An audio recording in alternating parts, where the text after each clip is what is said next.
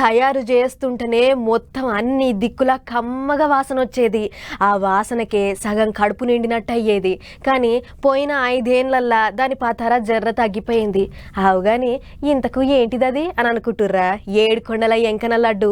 అయితే ఇన్నొద్దులు ఎట్లున్నదో ఇక మర్చిపోర్రి. ఇప్పుడు కొత్త సర్కార్ వచ్చిర్రు కదా, ఇక లడ్డు అంటే ఎట్లుండాలో చూపిస్తాం అని అంటుర్రు.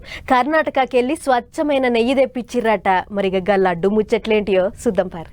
ఏపీల కూటమి సర్కారోళ్ళు వచ్చినాక ఏడుకొండల ఎంకన్న సన్నిధి నుంచే మార్పులు చేర్పులు సురువు చేసిండ్రు. ఇప్పటికే కొండ మీద షాపులు, హోటళ్లు, అన్నప్రసాదం తయారు చేసే జాగాలు అన్ని తీర్ల చెకింగులు చేసి భక్తులకున్న తిప్పలేంటిది ఆపతేంటిది తెలుసుకున్నారు.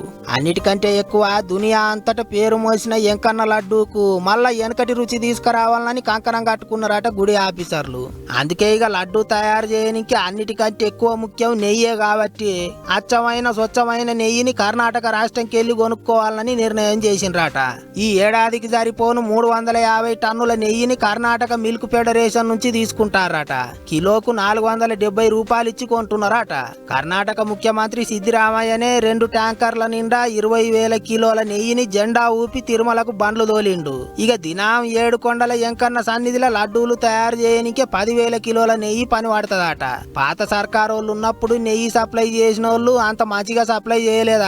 గా ఆల్క తక్కువ నెయ్యి చేయబట్టే లడ్డూ రుచి మారిందని అంటున్నారు.